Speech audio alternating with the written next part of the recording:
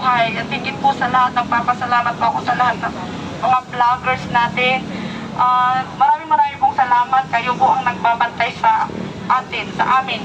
Kasi kayo po ang nagbabalita ng tunay. At hindi po kayo bias katulad ng mga mainstream media natin na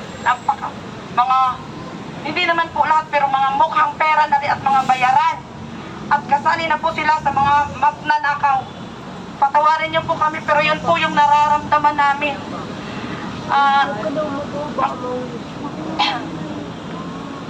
Yung boses ko po, pasensyahan niyo na po rin kasi mula sa batasan noong September 15, 16, 17 hanggang ngayon, wala po kaming kumpay na matutulog sa lapak.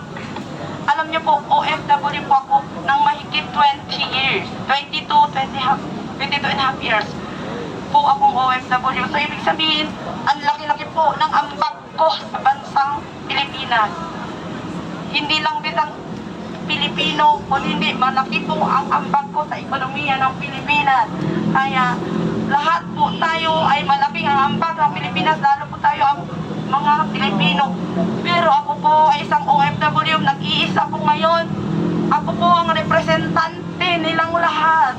Nasa ibang bansa ngayon. Kayo po lahat, andito po ako. Alam ko, nakikita nyo ako, mga mahal kong ka-OFW. Dugong-dugo po ang puso natin. Nagduduro po ang puso natin. Hindi natin matanggap kung bakit ginawa nila sa atin to.